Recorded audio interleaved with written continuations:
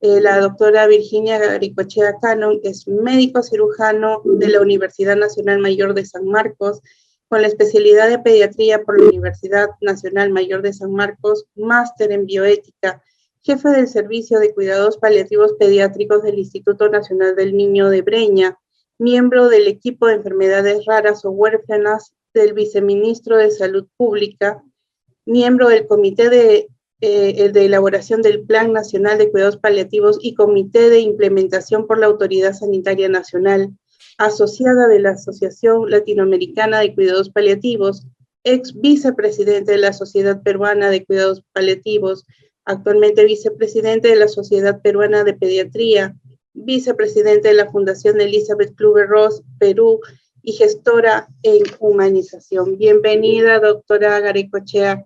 Gracias por acompañarnos esta mañana. El tema para tratar es ética y cuidados paliativos pediátricos en un tiempo nuevo. Muy bien. Este es más o menos los puntos que vamos a desarrollar. No tengo ningún conflicto de interés que declarar. Y vamos, a veces preguntan qué es la ética, qué es la moral. Bueno, el doctor Maya ya ha expuesto bastante sobre la ética. Para mí la ética es la brújula que me guía a dónde tengo que ir, y la moral es el camino que elijo para llegar a ese punto de encuentro, ¿verdad? ¿Y por qué necesitamos bioética y ética en estos tiempos en la medicina? Porque antes, la primera mitad del siglo XX, caminábamos en la medicina y en los adelantos tecnológicos como ese carrito Forte a 30 kilómetros por hora, y evidentemente no necesitaba ni mucho semáforo, ni mucha señalización, ni reglamento de tránsito, ni nada por el estilo, porque nos daba tiempo a reaccionar, pensar y reflexionar. Sin embargo, ahora en pleno siglo XXI estamos a una velocidad estrepitosa que no nos da suficiente tiempo para pensar sobre algunos adelantos tecnológicos y su aplicación en la medicina humana, y por lo tanto aparece en este contexto la bioética, que nos obliga a sentarnos de tanto en tanto y a reflexionar sobre algunos adelantos tecnológicos y algunas opciones terapéuticas. Entonces nos tenemos que mover en este siglo XXI con todo esto en el marco de la ética. Y la ética se apoya ¿en qué? En documentos universales, como puede ser la Declaración Universal de los Derechos Humanos, que estoy seguro que muchos de ustedes ya los conocen, y si no los conocen será ocasión para que entren en la web y averigüen de qué se trata. Y también, y en pediatría especialmente, sobre los derechos del niño, que fue dado en 1959, pero como dice Mafalda, muchos no lo conocemos y muchos no lo respetan, ¿no? Entonces, a veces no se respeta por falta de conocimiento también. Conocer también la Convención Internacional sobre los Derechos del Niño, porque es muy importante, porque es el énfasis que tenemos que tener especialmente en pediatría. Y hay 4 principios rectores en esta Convención Internacional. Uno, el principio de autonomía, la autonomía del menor de edad. Y ustedes dirán, ¿pero cómo el menor de edad va a tener autonomía? Bueno, la autonomía del niño es progresiva y lo vamos a ver dentro de un ratito, de acuerdo a su nivel de competencia, ¿no es cierto?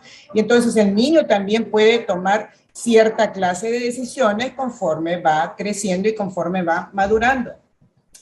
El principio del interés superior del niño. Todas las instituciones que tenemos que ver con niños deben tomar medidas concernientes para atender el interés superior del niño como una consideración primordial. O sea, es el niño en el que tenemos que pensar, y en base a esto todas las normas, reglamentos y demás medidas que estructuremos en las instituciones, sea de salud, sea educativa, tienen que ir alrededor del mejor bien de este niño.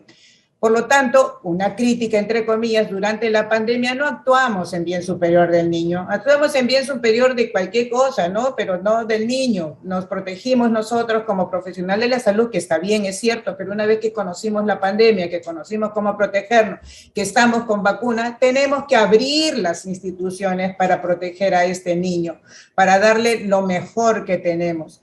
Y esto se expresa también y se complementa con el derecho del niño a expresar su opinión o puntos de vista en asuntos que le afecten, y la salud, especialmente en niños, en cuidados paliativos, ¿no es cierto?, es un asunto que le compete al niño, y por lo tanto debiera ser nuestro centro para preguntarle cómo estás, qué sientes, qué prefieres, qué opción crees que es la mejor para ti.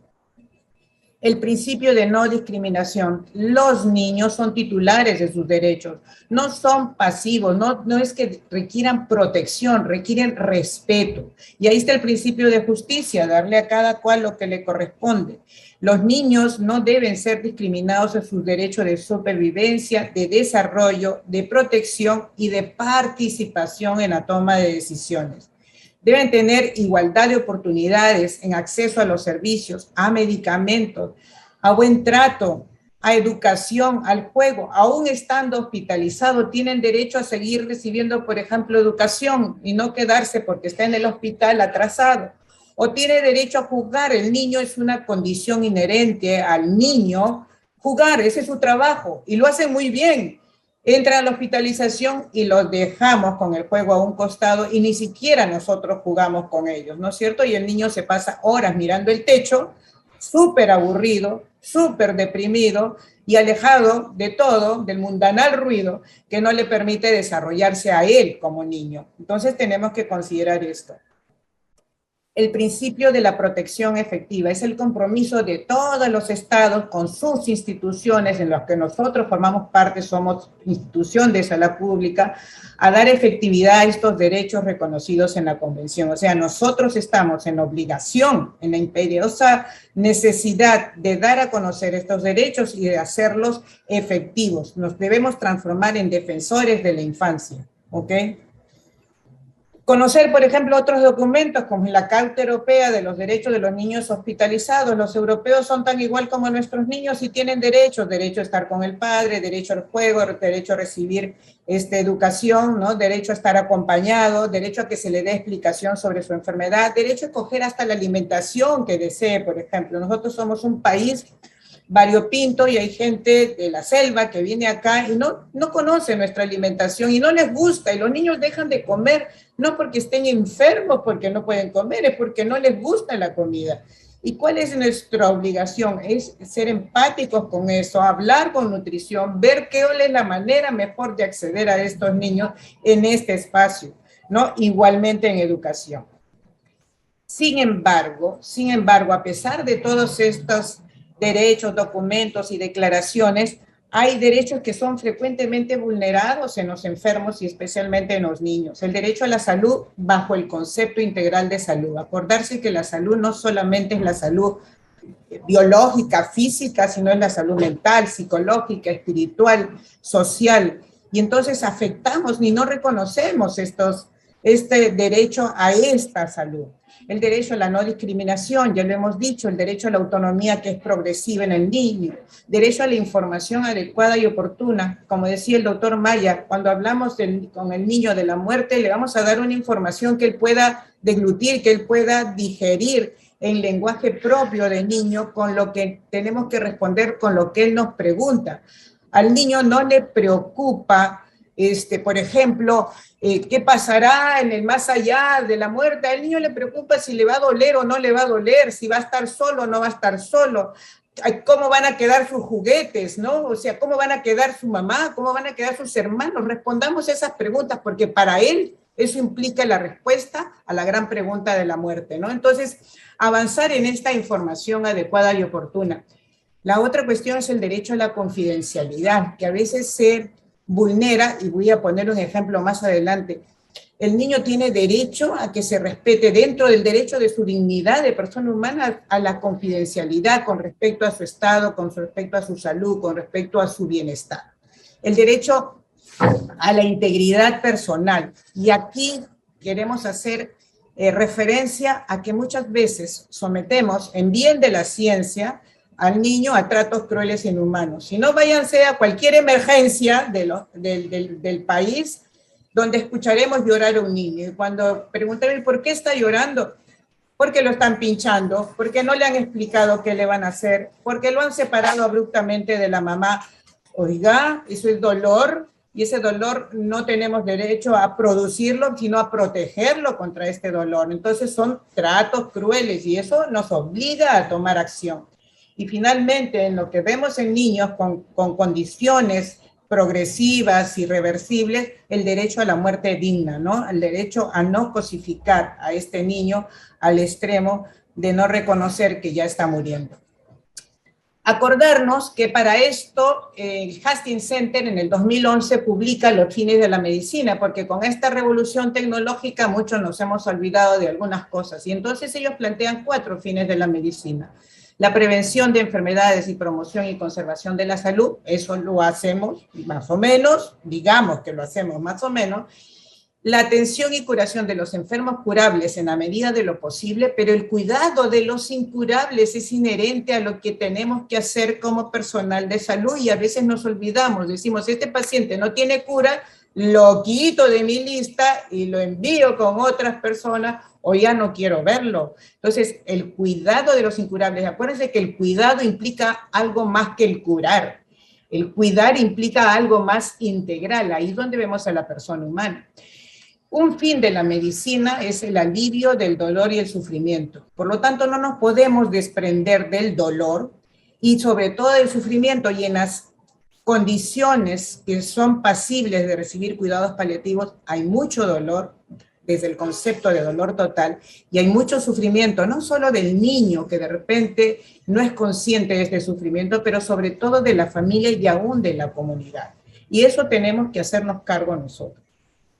Finalmente, la evitación de la muerte prematura, y esos son los avances tecnológicos, pero también y saber reconocer cuándo el proceso de muerte se inició para la búsqueda de una muerte tranquila. Y eso también es un fin de la medicina prioritario. Por lo tanto, estamos seguros de que estamos para aliviar el sufrimiento en su sentido más amplio y holístico, y que debemos considerar siempre la dignidad de la persona humana y la calidad de vida. Y la calidad de vida, acuérdense, no la miramos nosotros, eso no se mira desde la orilla del médico, de la enfermera, la calidad de vida se mira desde la orilla del propio paciente y de la propia familia, es lo que ellos consideran realmente calidad de vida. Eso me enseñó mucho a un paciente con una parálisis cerebral distónica, venía en su silla de ruedas, y venía para un control mejor de su distonía porque le estaba molestando y no podía ir a la escuela y manejar su computadora adecuadamente. Para él eso era que le ayude en mejorar su calidad de vida, y me lo dijo así, 14 años. Me dijo, ayúdame en esto porque no puedo hacer las cosas que quiero hacer porque la distonía me impide manejar mi computadora, que yo lo considero importante para mi desenvolvimiento en la escuela. Y entonces la calidad de vida no la miro yo, la calidad de vida la miro desde el punto de vista del paciente y de la familia. Porque si bien es un fin de la medicina la preservación de la vida, no es la preservación de la vida a ultranza, porque ahí es donde tenemos que poner en la balanza a la dignidad de esta persona, considerándola en toda su integridad y su calidad de vida. Y entonces, en cuidados paliativos, cuando nos enfrentamos a enfermedades que limitan o que acortan la vida, necesitamos obligatoriamente un marco referencial, ¿no es cierto? Una brújula que nos diga por dónde tenemos que dirigirnos. Y para eso está la bioética. Y conocemos los 4 principios de la ética principialista, que ya los dio en los 90 Buchan y Childress, ¿no? La autonomía, la capacidad de decisión, especialmente también al final de la vida, la beneficencia, buscar la mejor calidad de vida posible y si no la mejor calidad de muerte posible, una muerte digna, la no maleficencia, ¿no? Hacer y dar las medidas proporcionales y adecuadas a lo que necesita el paciente y la familia, y finalmente la justicia, hacer una adecuada distribución de los recursos de acuerdo a las cargas, considerando la vulnerabilidad de estos niños y de sus familias. Pero les propongo otros principios de bioética. Leonardo Boff, un brasileño bioeticista, nos dice el principio del cuidado. ¿Y qué es el cuidado? Es una relación amorosa, es enlazar, es proteger. Es lo que nos dice la palabra Palion también, ¿no es cierto? De proteger, de acoger, de dar soporte. Es lo que nos permite crecer y florecer, rescatar de los pasados y prevenir los futuros. Amo lo que cuido y cuido lo que amo, nos dice Leonardo Boff. Por eso cuidamos a las personas, a los pobres e incluso a la naturaleza. ¿Y cómo no cuidar a nuestros niños más vulnerables? El respeto. Cada persona es única e irrepetible. Cada persona no tiene igual. Y tenemos que hacer de tal manera que lo que hagamos respeten su naturaleza, respeten a esta dignidad de la persona. el respeto a todos los seres. Y ahí tenemos que repensar cuáles son los límites de la tecnología, ¿no es cierto? Porque a veces pensamos en el Dios tecnológico que puede, se supone, hacer todo y mantenemos con signos vitales, no digo con vida, con signos vitales a cuerpos que ya no responden y que deberían dejarse partir porque lo estamos cosificando. Estamos mirando solo el cuerpo y no la integridad de la persona.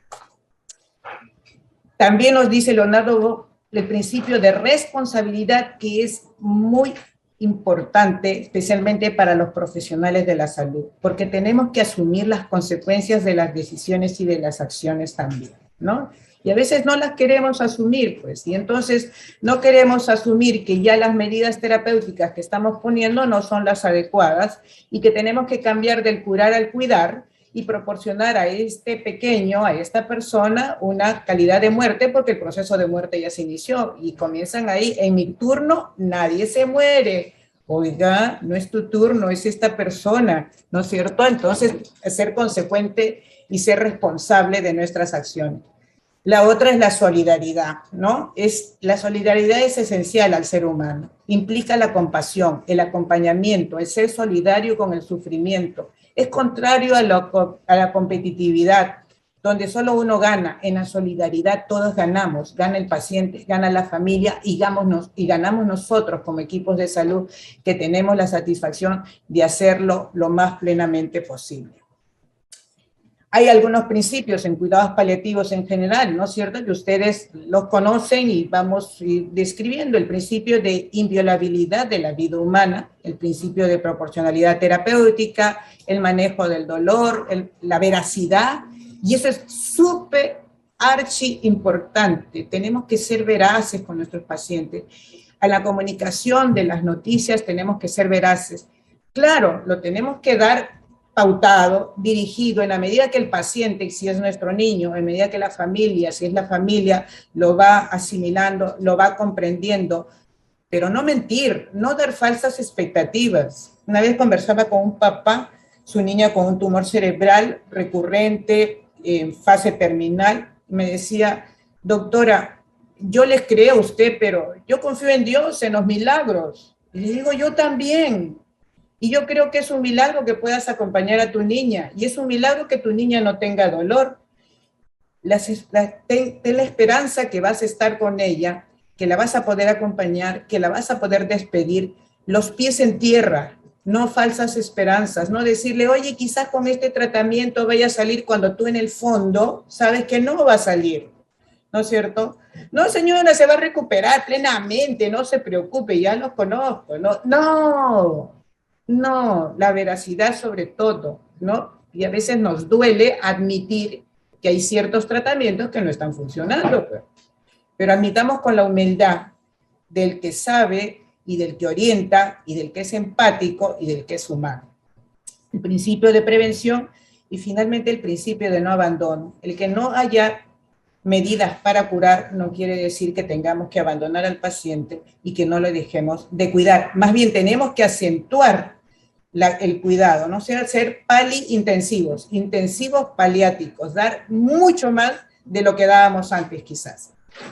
Entonces, la ética no es solamente una opinión que a veces se da con respecto a un tema difícil, sino el dar las razones y argumentos desde el punto de vista incluso científico, que tengan el potencial de convencer a otros acerca del mejor criterio para resolver un tema difícil.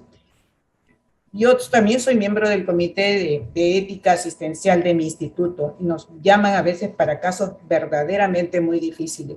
Y es necesario estudiar profundamente lo que tienen los niños, las posibilidades terapéuticas y dar una orientación sobre cuál es el curso de acción más accesibles en nuestro medio. Y entonces proveer la mejor forma de resolver esta situación, pero con todas las razones y argumentos que necesitamos.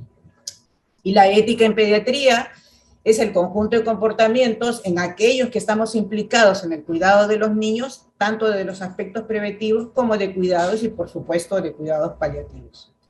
Y entonces la bioética viene en nuestro auxilio, en auxilio de todos los que hacemos atención de niños, todos los que hacemos atención pediátrica, llámese enfermera, médicos, asistente social, psicólogo, cualquier profesional de la salud. ¿Por qué? Porque nos ayuda a reflexionar sobre los derechos de los niños y cómo lo aplicamos y respetamos en los diversos ámbitos que frecuenta el niño, ¿no es cierto? Y entonces transformarnos, como hemos dicho, en defensores de ellos. Nos plantea espacios de deliberación sobre la aplicación de los avances de la tecnología y avances científicos en diversas situaciones clínicas. ¿Esto va a funcionar? ¿Esto va a mejorar a mi paciente? ¿O esto le va a extender el sufrimiento que tiene? ¿O esto va a prolongar una agonía? ¿Qué es lo que estoy haciendo? ¿A todos les voy a poder aplicar esta tecnología o tengo que escoger bien a este paciente si es que se va a beneficiar o no? Y sobre todo nos exige un posicionamiento ético y humano en nuestro accionar profesional. O sea, nosotros tratamos con niños, pero acuérdense, no es el niño solo, es el niño y familia. Y tenemos que movernos en este sentido. ¿Algunas particularidades en pediatría? Sí, porque la toma de decisiones compromete generalmente a 3 actores, el médico, el niño y los padres. En adultos quizás sea el médico y el paciente. En pediatría es el médico, el niño y los padres. Y generalmente las decisiones son subrogadas. Esto quiere decir que son los padres los que toman las decisiones asumiendo el mejor interés del niño. No siempre es así. Hay que mirar también, ¿no? Pero también tiene ciertos límites.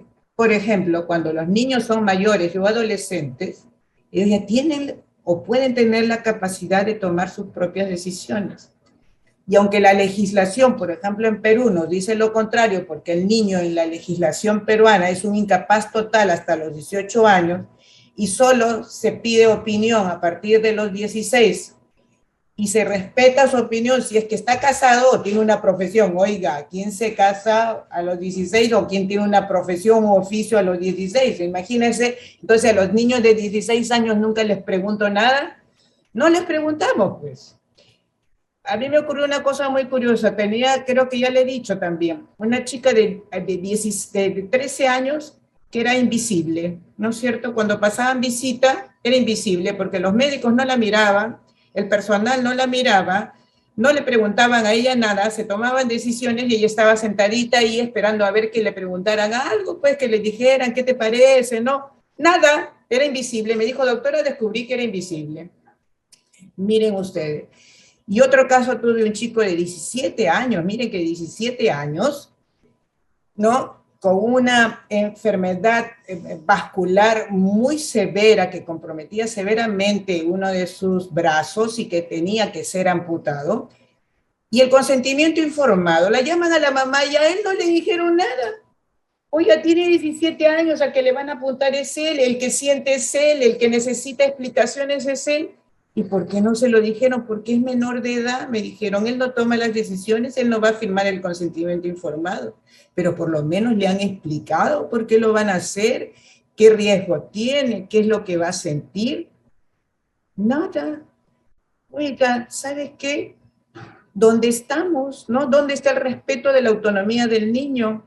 Y entonces tenemos que reflexionar sobre estos asuntos porque en pediatría son importantes. Como hemos dicho, 3 actores. El paciente, que tiene el ejercicio de su autonomía, que es progresiva. Ya sabemos que el niño no es una persona pasiva, es activa en todo esto y especialmente en salud. Tenemos a las familias y los cuidadores donde tenemos que ver el principio de beneficencia, que es lo que ellos nos van a comunicar, y el personal de salud actuar con justicia y con no maleficencia. Sabemos que el proceso de enfermedad hace a las personas sentirse vulnerables y frágiles, y no miren ustedes nomás cuando les da un resfriado más fuerte, cómo se sienten morir, Dios mío, ya quieren hacer su testamento, porque esto nos sentimos muy vulnerables. Y los niños son especialmente vulnerables porque la enfermedad genera en ellos estrés, que si está debidamente soportado, protegido, puede ser tolerable, pero si es una enfermedad grave y no cuenta con este soporte, puede ser un estrés tóxico que incluso altere su neurodesarrollo.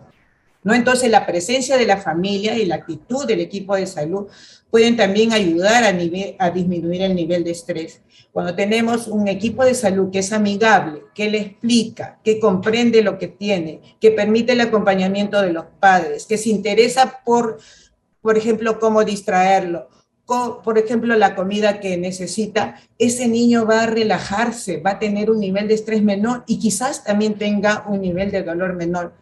Miren, y esto me ha pasado hace 3 días, un niño de 14 años con un diagnóstico de una leucemia linfática aguda, pero hiperaguda, con mucho dolor en miembros inferiores, y luego lo encontramos preocupado, ¿no? ¿Y por qué estás preocupado? 1, porque no miro a mi mamá, solo la miro 1 horita al día, y 2, porque va a ser aniversario con mi enamorada, y no la voy a ver, y estoy muy triste, 14 años, ¿eh? Pero ya tienes... Le dije, ¿cómo se llama tu enamorada? Fulanita de tal. Ok, ¿te gustaría verla? Sí, pero no lo dejan entrar. Ajá, dijimos nosotros. Necesidad psicológica y espiritual, ¿ok? Entonces, pedimos permiso a los médicos tratantes, si le pueden dejar entrar a la madre para que lo vea un poco más seguido, y si podíamos llamar a la enamorada a través de la mamá, porque la mamá lo conocía, y él nos dijo que sí, que la mamá la conocía a la chica, ¿no? Y como no teníamos, y él no tenía muchos recursos, le hicimos un regalito que él iba a hacer por el aniversario. Hicimos un corazoncito con unas florecitas, con las iniciales de ellos dos. Se lo entregamos, él se lo entregó con mucho amor a la nena. Al día siguiente, la cantidad de dolor bajó a la mitad.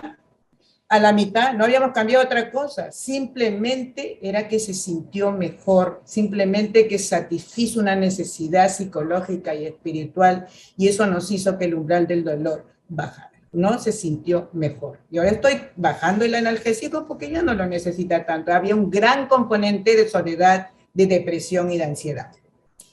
Y entonces, actitudes como mirar, hablar, sonreír. Bueno, ahora no podemos sonreír mucho por la máscara, pero sonreamos con los ojos, pues, ¿no es cierto? En nuestro tono de voz que cambie, mostremos calidez, escuchemos. Acuérdense que Dios nos dio 2 orejas y una boca, ¿no? 2 orejas para escuchar y una boca para hablar. En esa proporción, escuchemos más que hablar, mostrar mucha sensibilidad y comprensión. Y tener en cuenta siempre que el niño, por más chiquito que sea, es una persona tan igual como cada uno de nosotros, que está constituido por un cuerpo, una psique, un espíritu, y se desenvuelve en medio de una familia. Y vamos a pasar a ver problemas éticos en pediatría, y de repente Marfalda me decía, mejor no opinamos sobre el tema, pero yo digo, no, es hora de opinar. Y existen problemas éticos muy frecuentes, que son el derecho a la información, la confidencialidad, la capacidad de tomar decisiones, la atención sanitaria en menores no acompañados y las diferencias culturales y religiosas. Miren ustedes, esto es un ejemplo de cómo violentamos el derecho a la confidencialidad de los niños pequeños. ¿Ok? Este es un aviso, es aparecido en el Facebook, donde ponía la foto de este niño que es real, que estuvo hospitalizado en nuestro hospital. Era el pedido de los padres para conseguir ciertas cosas. La publicación de imágenes de niños, aún con autorización de los padres, y en este caso lo hizo el papá, aún para cosas buenas, porque a veces publicamos para recibir donaciones, para ayuda, cosifica al niño y desvirtúa su esencia humana. No estamos respetando su dignidad humana, ¿no? Porque lo convertimos en una cosa, en un hecho que merece ser noticia. No hagamos esto. No sé si se puede captar. Los niños necesitan respeto a su dignidad y no tenemos que exponerlo en las redes sociales, estas cosas. ¿Sí? Entonces, yo asumo, y esta publicación de Susana Cirusi es muy evidente, y es una bioeticista, abogada argentina y paliativista también, que nos llama la atención sobre este hecho. Entonces, no deberíamos encontrar en las redes estas clases de publicaciones. Otro de los temas que voy a tocar en bioética, porque es muy frecuente y especialmente en cuidados paliativos, es que nos enfrentamos con niños con enfermedades crónicas, con necesidades especiales de atención, y que son niños complejos, muchos portadores de enfermedades raras. Y estos niños se caracterizan por algunas cosas: la muerte prematura, muchos tienen la muerte, muchos tienen secuelas o discapacidades y son muy vulnerables y frágiles. Son portadores de diversas condiciones, discapacitantes, generalmente son complejos porque tienen enfermedades multisistémicas, con medicación múltiple, requieren el concurso de varias especialidades y muchos requieren de tecnología. Por eso son especiales. Y que estos niños tienen afectación de su calidad de vida, que hace que tengan mayores demandas del sistema de salud, que requieran la atención de equipos multidisciplinarios y sobre todo de una atención centrada en la familia y en la comunidad, ¿no es cierto? Y entonces eso tenemos que tener en cuenta. Sin embargo, por lo menos en nuestro medio, es una población emergente y en aumento, pero no conocemos la totalidad de quiénes son, cómo podemos clasificarlos, cómo podemos cuantificarlos y por qué son diferentes. Y si no los conocemos y si no sabemos cuántos son, ¿cómo podemos cubrir una brecha de demanda? ¿Cómo podemos saber proyectar cuidados paliativos para estos niños que lo necesitan? Tenemos que buscar data que nos dé estas cifras, que nos diga cuántos son, cuánto necesitamos y para hacer nuestra proyección. ¿Por qué? Porque con estas cosas que hemos dicho, que necesitan un sistema de salud centrado en la familia, que necesitan servicios de calidad y eficientes, que necesita que estas familias y niños tengan el conocimiento e información para la toma de decisiones, porque estos niños se desenvuelven en los diferentes niveles de atención, y porque estos niños, para mantener una calidad de vida, a veces necesitan tecnología para permitir su reinserción en la comunidad. Todo esto lo podemos enfocar desde cuidados paliativos pediátricos. Hasta donde yo sé, no hay otra especialidad dentro de la pediatría que pueda congregar todos estos requerimientos para brindar atención de calidad a los niños. Y en cuidados paliativos también nos enfrentamos, por supuesto, a problemas éticos que vamos a tratar de tocar algunos de ellos en función del tiempo.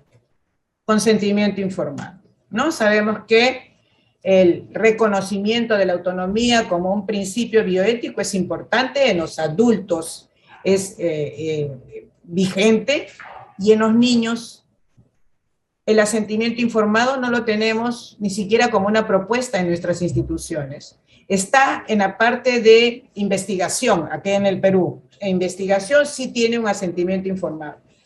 Pero los niños que no están en una investigación clínica, que están en el campo clínico porque ellos están enfermos, porque son vulnerables, no tienen también derecho a presentar y a expresar su asentimiento o disentimiento.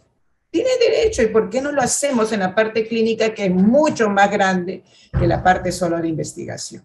¿No es cierto? Y en ambos casos, tanto para el consentimiento informado que nos den los papás o cuidadores, como el asentimiento informado que nos den los niños que son competentes para darlo, tenemos que dar la mejor información posible, lo más completa, lo más entendible, y verificar que lo han entendido y que hay una expresión de voluntad del niño y de los padres, sin coaccionar. Y aquí entramos con la cuestión de cuán maduro es un niño para dar un asentimiento informado o para expresar una opinión. Viene toda una cuestión que le denominan la doctrina del menor maduro, y eso es una cuestión que tenemos que conocerla en pediatría y que tenemos que contemplar especialmente en cuidados paliativos. El menor maduro son aquellos menores de edad, pero con capacidad psicológica para tomar decisiones relacionadas a su vida, a su salud y a su libertad. Y cuando nos referimos al menor maduro, estamos hablando de un ejercicio progresivo, de menos a más, de la autonomía, ¿no? La cuestión que nos preguntan a veces es, los menores, ¿qué menores tienen capacidad para tomar decisiones? Y a veces esa pregunta no es fácil. Es diferente evaluar un niño de 10 años de la costa, de la selva o de la sierra, por ejemplo, ¿no es cierto? Porque sus experiencias y su cosmovisión de la vida son diferentes también. Entonces, ver que un niño esté capacitado para comprender las consecuencias de su decisión es una de las cosas que tenemos que examinar, porque en base a eso podrá consentir o podrá negarse a los tratamientos médicos. La Academia Americana de Pediatría nos dice que esta participación progresiva en la toma de decisiones pues se va a dar desde chiquito. Miren, a los niños de 2 a 3 añitos que ustedes dirían, ¿qué capacidad tiene? Bueno, eso puede preguntarle yo si desea que lo examine en el regazo de su mamá o en la camilla, si desea que la mamá le agarre la manito. Al de 4 o 5 años le puedo hacer preguntas sobre su enfermedad. Yo tengo niños incluso más chiquitos que me dicen precisamente, cuando hago incluso evaluación del dolor, ¿no es cierto? Identifican exactamente la carita en la escala de dolor y entonces me da datos de esto. Los niños más grandecitos ya tengo que explicarles sobre su problema y el tratamiento, porque así consigo también mayor colaboración del niño, ¿no? Y adherencia a los tratamientos. Y en los adolescentes ya es casi como el adulto. Es imperativo que en el adolescente le explique, que comprenda y que tome una actitud ante esto. Entonces, el menor maduro tiene la capacidad de entender, de juzgar y valorar la situación concreta. ¿Y por qué? Porque en el adolescente, por ejemplo, ya tiene una escala de valores que es muchas veces consistente y coherente con lo que él mismo piensa. Y tiene la capacidad de expresar y defender sus decisiones sin presiones externas. Y yo tengo no solo adolescentes, sino niños en menos de la edad de adolescente, que son pacientes crónicos, que son menores maduros, que te expresan realmente lo que quieren y cómo quieren morir, y los miedos que tienen, y los tratamientos que no toleren. Tenía un niñito, 9 años, que iba a ser sometido a un tratamiento invasivo, un niño crónico con una bronquiolitis obliterante, una inmunodeficiencia primaria. Me llama y me dice, me quieren hacer esto. 1, no entiendo lo que me quieren hacer, y 2, yo quiero tomar la decisión. ¿Ok? Y tu mamá, ¿qué dice? Que decida yo si quiero que me haga el procedimiento o no. Le explicamos el procedimiento, ¿no? Y me dijo, me agradeció por decirle la verdad. Y me dijo, yo decido, voy a pensarlo hasta mañana. Al día siguiente me dijo, me someto al procedimiento, ¿no? Sabiendo sus riesgos. Y la mamá, ella fue la que asintió el procedimiento y firmó, ¿no? Salió bien del procedimiento, pero el chico sabía el riesgo que se corría, ¿no es cierto? Entonces, la capacidad de valorar riesgos y beneficios y de jerarquizar las alternativas. Moratalla nos dice que un menor maduro es una biografía madura en un sujeto de biología inmadura. Y Diego Gracia nos dice que esa madurez la debemos medir en base a sus capacidades formales de juzgar y evaluar y valorar las situaciones, y no por el contenido de los valores, porque de repente sus valores son diferentes a los míos. Pero él tiene sus valores, su eje de valores y sus principios, y sobre eso es lo que él tiene que decidir. Y esa foto ustedes la deben reconocer, es de Valentina, la niña de 13 años con fibrosis quística chilena, que hizo un pedido a la presidencia de la República, la presidenta de ese entonces, Michelle Bachelet, pediatra felizmente, sobre que le apliquen eutanasia porque ya no toleraba el sufrimiento provocado por su enfermedad, ¿no? Y Michelle Bachelet, con buen tino, acudió donde ella y entendió que lo que necesitaba, que no estaba recibiendo, era cuidados paliativos, pues, ¿no? Por eso tenía este gran sufrimiento, y cuando ella entiende los cuidados paliativos, entra a cuidados paliativos, muere un año más tarde, pero muere tranquila, de forma digna, ¿ok? Imagínense, este es un ejemplo. Elizabeth Claver-Ross, cuando nos habla del niño y enfermedades terminales, nos dice que los niños saben que se están muriendo o lo presienten. Y las muestras las tenemos todos los días. Los niños que comienzan a dejar sus legados, los niños que empiezan a llamar y a tener Tenía un niño que estaba muy mal y se acercaba a su cumpleaños. Y él quiso festejar su cumpleaños. Y nos indujo a que le festejemos el cumpleaños, ¿no? Y llamó a sus invitados y nos escogió el regalo. Festejó su cumpleaños y 2 días más tarde fallece. Porque él sabía lo que estaba pasando, aunque no nos lo decía. Una niña de 15 años quiso celebrar sus 15 años. Llamó a su papá, al que no veía años, y cual tenía deudas, ¿no? Emocionales. El papá accedió a venir, estaba hospitalizada. El papá le pide perdón, ella le da el perdón. y a los pocos, a los 1 o 2 días la nena fallece, pero fallece en paz. Fallece habiendo hecho lo que ella quería hacer al final de su vida, cerrar sus círculos, arreglar el problema con su padre. Porque sabía. Sin embargo, no habíamos hablado directamente con ella del problema de la muerte, así como muerte, ¿no? Sabíamos que estaba delicada, sabíamos que tenía muchas discapacidades, que estaba acompañado con mucho dolor y sufrimiento, pero ellos lo saben más que nosotros. A veces los papás dicen, no le digan nada, voy a explorar, pues, ¿no es cierto? Los chicos saben más que uno, ya, y nosotros estamos leyendo, están de vuelta, ellos ya escucharon la visita, ya escucharon lo que decían las enfermeras, ya chismearon por todos lados, buscaron información e hicieron su propia historia y hicieron su propio diagnóstico del final de vida de ellos mismos. Así que no nos hagamos los sonsos, los niños saben que se están muriendo y por lo menos lo presienten, y ya lo dijo Elizabeth Kübler-Ross también. Y nos dice Elizabeth Kübler-Ross que los niños con enfermedades crónicas terminales son armas viejas y sabias, y aprendamos de estos profesores, de estos maestros, ¿no? Son maestros de la vida también. Y los adolescentes, especialmente los adolescentes, necesitan estar acompañados o sentirse acompañados y sobre todo participar en la toma de decisiones, porque eso es parte inherente del adolescente. Él quiere ser autónomo y eso hay que dejar. Otro punto es el dolor y la dignidad humana. El dolor no tratado nos denigra, nos hace sentirnos menos dignos. Y dolor en pediatría es lo que el niño dice que le duele, ni más ni menos. Cualquier explicación fisiológica, fisiopatológica no queda, y lo que es dolor es lo que el niño dice que le duele, y cuando el niño dice que le duele, háganle caso. Sin embargo, el dolor en los niños es un problema en salud pública de importancia en todo el mundo, que aunque existen, ya conocemos la fisiopatología, conocemos los medios para aliviarlo, es frecuente, especialmente en nuestro medio, que el dolor de los niños no se reconozca, se ignore e incluso se niegue.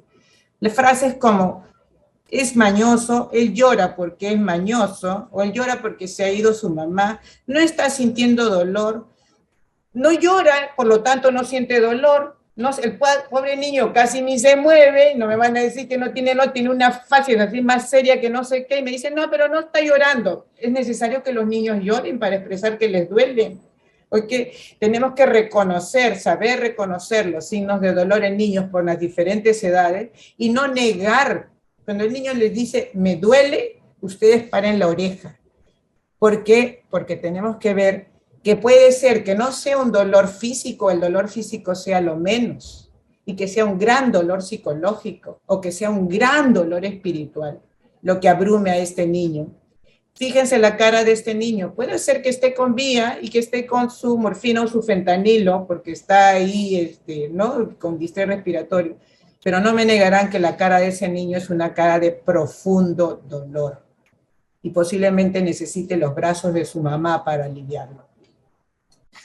Y entonces, otro punto importante es la toma de decisiones en pediatría. Entonces, acordarnos lo que hablamos del menor maduro, ¿no es cierto? Implicar a los niños en la toma de decisiones, por más chiquito que sea, ¿no es cierto? En la medida de la toma de decisiones que por complejidad él puede tomarlas, ¿no es cierto? ¿Cuáles son las excepciones? Cuando hay riesgo para la salud pública, cuando hay riesgo vital, y cuando no hay capacidad intelectual y emocional, pues, de este niño, ¿no? Que también tenemos que saberlo reconocer. Pero sí tenemos que tener en la toma de decisiones el respeto a sus valores, el respeto a sus culturas y sus religiones. Y a veces no tomamos en cuenta esto, ¿no? A veces creemos que las creencias de la tradición cultural que arrastra este niño no son importantes y que predomina el pensamiento científico occidental. Oiga, tenemos niños que vienen del interior del país y que tienen una cosmovisión muy diferente a la nuestra. Y ni siquiera nos interesamos en saber cómo la miran, cómo miran la enfermedad y cómo miran la muerte. Exploremos, porque vamos a encontrar cosas muy, muy interesantes sobre las cuales que aprender. Y obrar siempre, siempre en mejor interés del niño. Y para tomar decisiones al final de la vida tenemos que tener la suficiente habilidad clínica, aguzar nuestros sentidos para reconocer cuánto estaremos atravesando esta delgada línea roja que nos marca el punto de inflexión en la trayectoria de enfermedad de un niño, especialmente nuestros pacientes crónicos.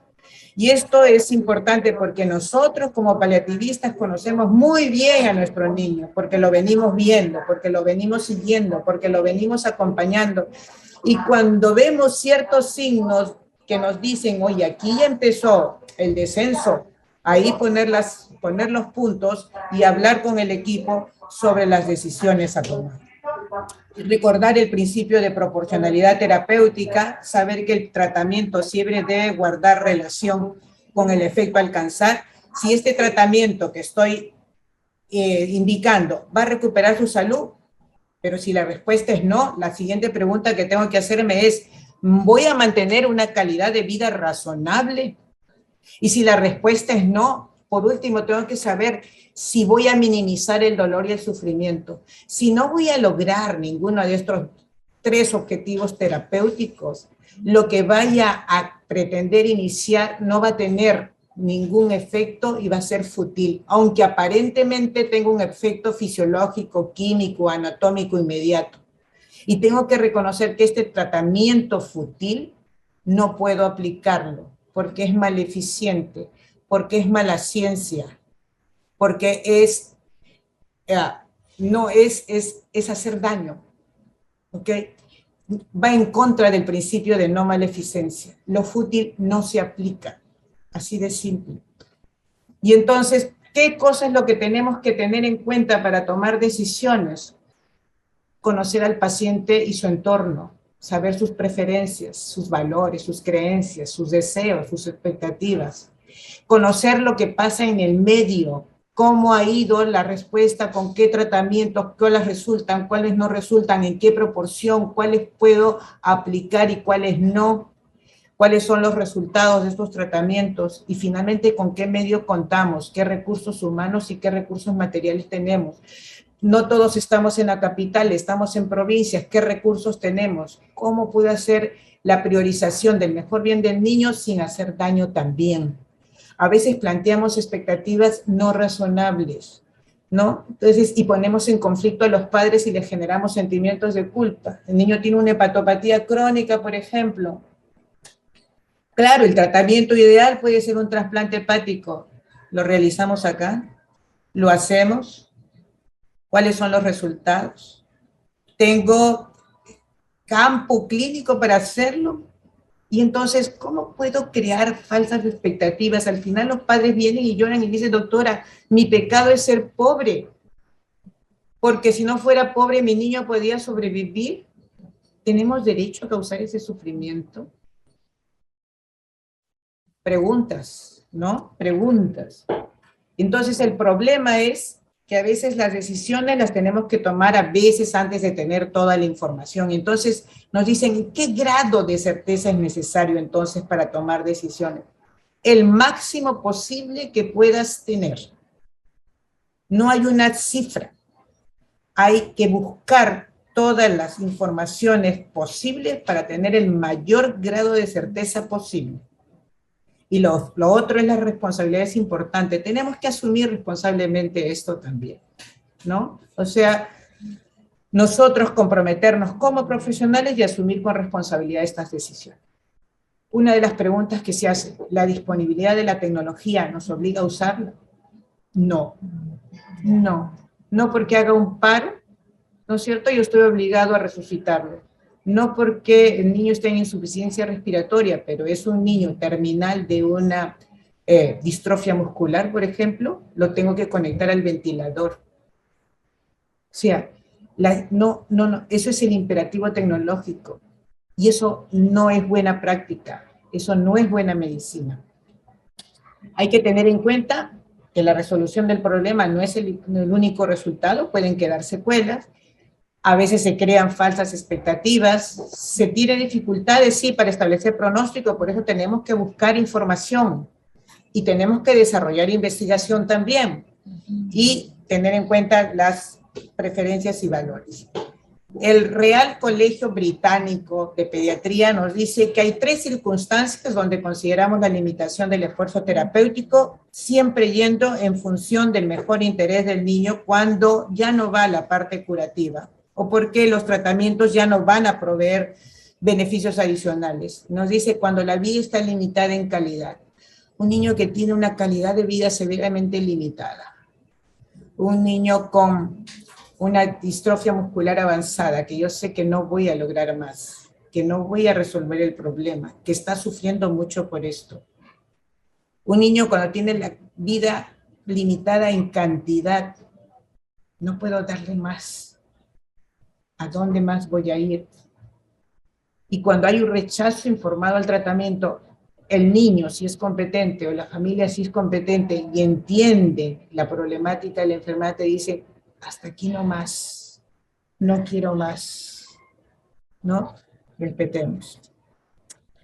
Pero en nuestro medio tenemos la cultura de la distanasia, ¿no es cierto? ¿Qué hace la cultura de la distanasia? Nos obliga a aplicar por defecto procedimientos o tratamientos que los pacientes ante a una eventualidad. Por ejemplo, hacer una RCP, una resucitación cardiopulmonar, en cualquier paciente independiente del diagnóstico que tenga. Llega el de emergencia, le dicen que tiene un paro y comienza la resucitación. Y cuando pregunta, ¿y qué cosa el paciente? Es un estadio terminal, irrecuperable, irreversible. Esa es una parte. Y la otra parte, que es cada vez más frecuente en nuestro medio, es que se delega la responsabilidad de decidir sobre una cuestión médica a la familia. Y le decimos a la mamá, señora, ¿quiere que lo intube o no quiere que lo intube? Porque si no lo intubo, su hijo se va a morir ahorita. Y si lo intubas, no se va a morir de todas maneras.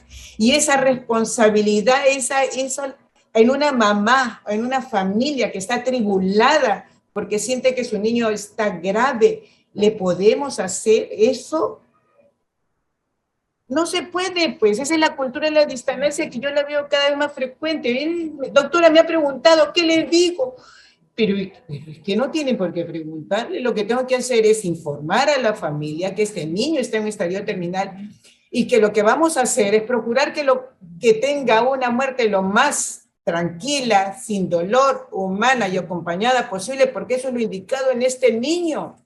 Y no le voy a decir, señora, ¿quiere que lo intube? ¿No quiere que lo intube?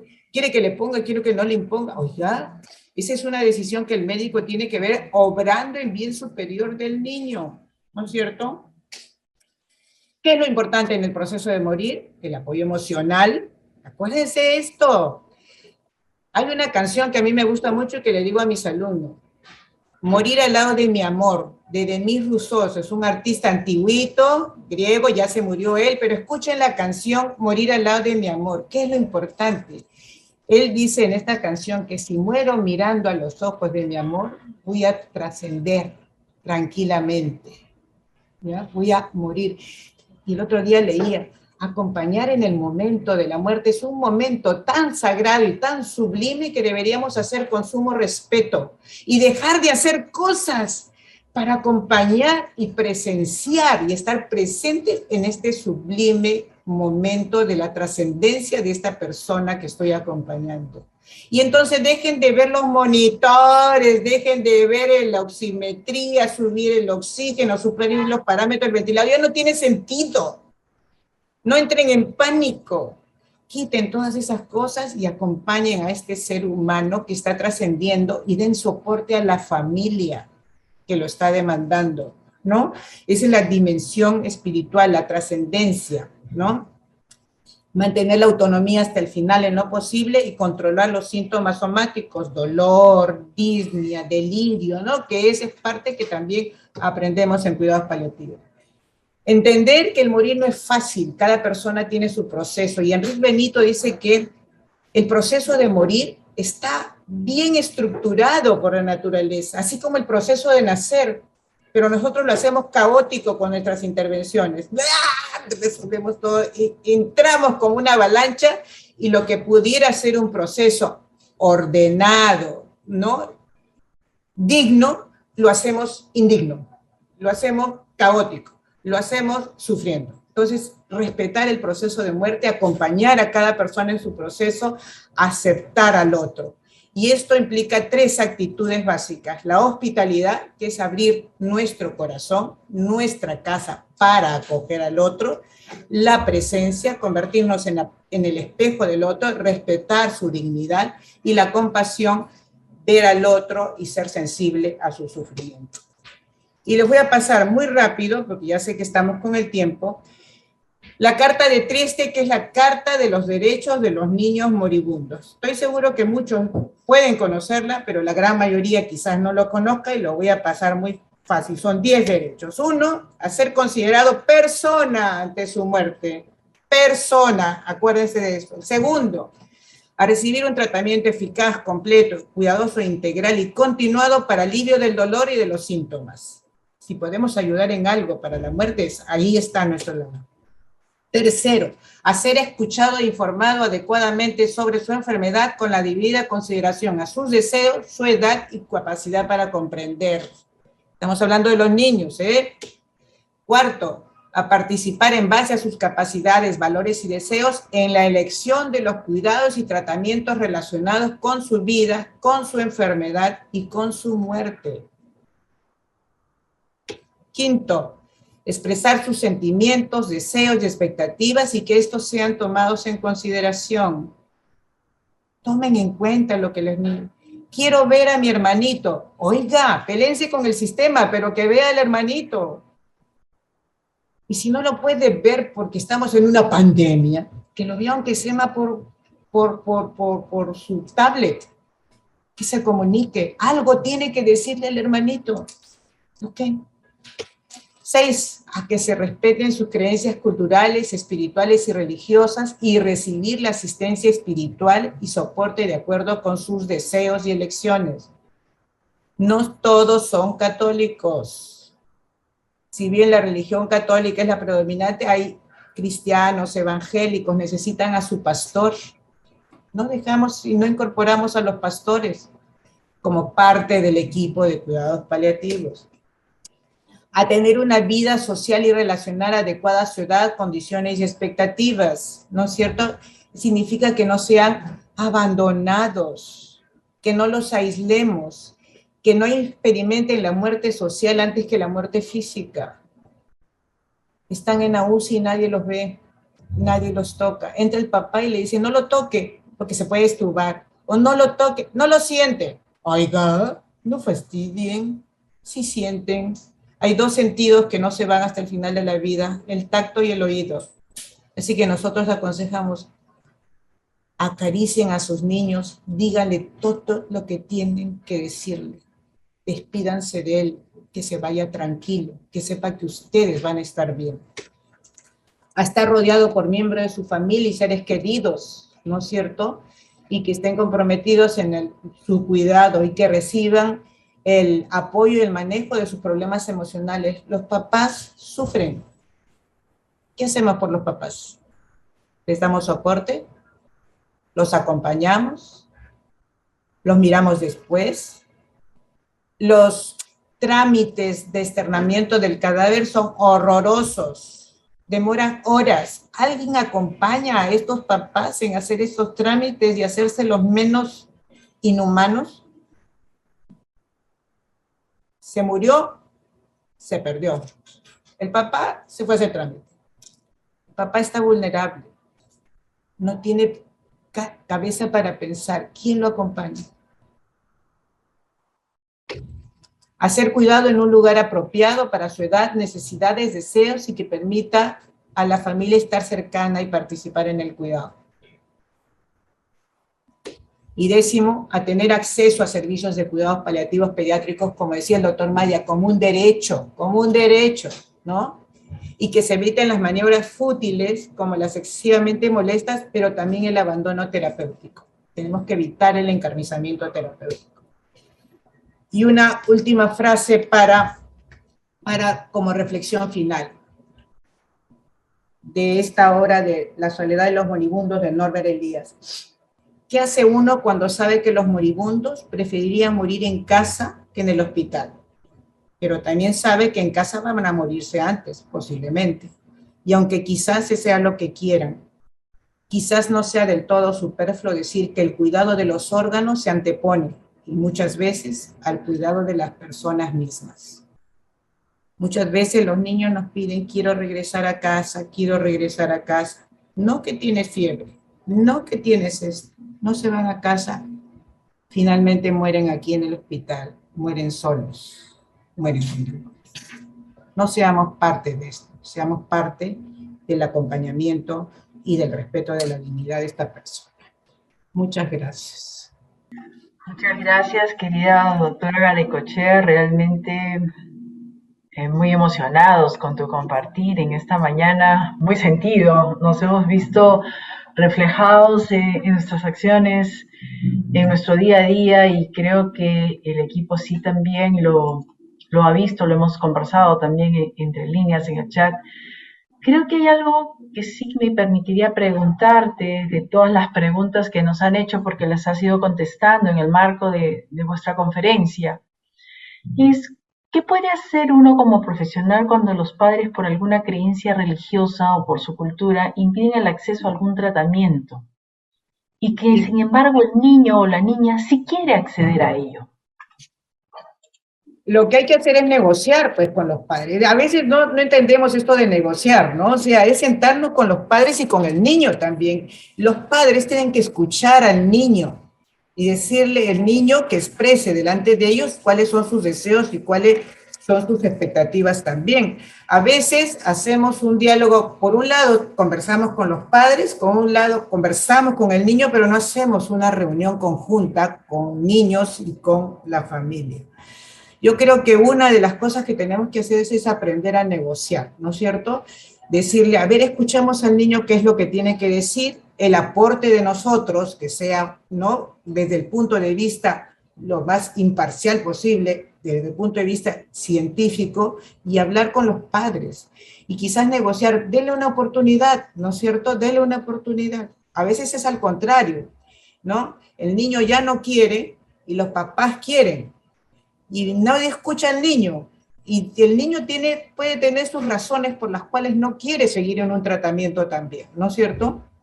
Entonces, hace poco teníamos una niña con una enfermedad ya en fase terminal, que la mamá quería que se siguiera aplicando tratamientos para mantenerla con vida, y ella quería irse a su casa, que era en provincias, a visitar, a estar con los suyos, con sus primos, con sus amigos, con su padre, con su hermano, que no los tenía aquí, porque era de provincia.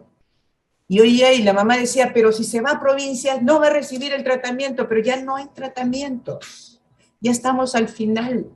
O sea, igual no le queda mucho, pero esta nena necesita irse porque necesita recibir el calor de su familia, que es lo que ella añora.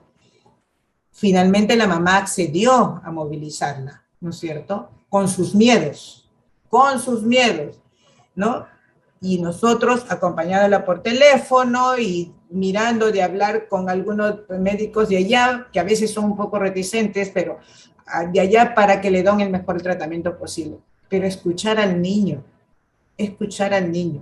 y negociar con los padres. A veces los papás dicen, pero de este tratamiento que yo he leído, oiga, negociemos, pues ya, le vamos a aplicar el tratamiento que tú dices, y si no resulta, lo suspendemos. Y no resulta en cuánto tiempo, tengo que plantear plazos razonables. Tampoco los planteamos, ¿no es cierto? Decirle, mire, si en 5 días esto no da efecto, quiere decir que no va a funcionar. Eso es lo que te indica el conocimiento científico. Retiramos y cambiamos la estrategia. Sí.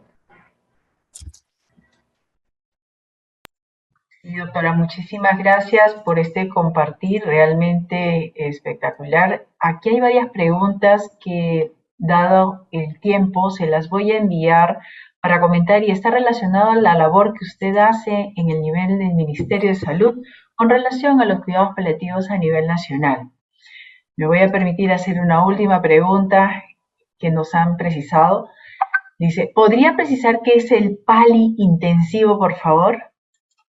El PALI intensivo quiere decir darle con todo a los cuidados paliativos, estar presente para el paciente y para su familia 24 horas, que él sepa, el paciente o la familia, que sepa que tienen disponibilidad de nosotros 24/7, me pueden llamar por teléfono, puedo estar, como decía el doctor Maya, de la doctora esta que puso de ejemplo, que sentía que ese paciente necesitaba compañía y estaba ahí para acompañarlo, que sepa que estamos ahí para escucharlo, que estar con toda nuestra presencia, ¿no es cierto? Que cuando vamos a verlo, lo vemos, que cuando le decimos que es importante para nosotros, que cuando le decimos que vamos a buscar alguna solución al problema que tiene, que lo hagamos, que seamos auténticos, que seamos coherentes, que seamos integrales, ¿no? Que brindemos con todo. Ese es PALI intensivos, así como en cuidados intensivos, le dedican todo, le meten toda la ciencia junta en un paquete de tecnología y de medicamentos, nosotros metemos toda el apoyo emocional, psicológico, espiritual en un paquete que se dedica a atender a este niño y a la familia. Muchas gracias, doctora Virginia Garaycochea, por tan brillante disertación, pero sobre todo por el compartir de ambos con el corazón en la mano. Muchas gracias a nombre de Servicios Cuidados Paliativos Pediátricos del Instituto Nacional de Salud San Borja y del Instituto Nacional de Salud del Niño Breña, ambos institutos juntos trabajando por los cuidados paliativos pediátricos en nuestro país y con aportar a nivel internacional. Gracias, nos vemos el próximo jueves.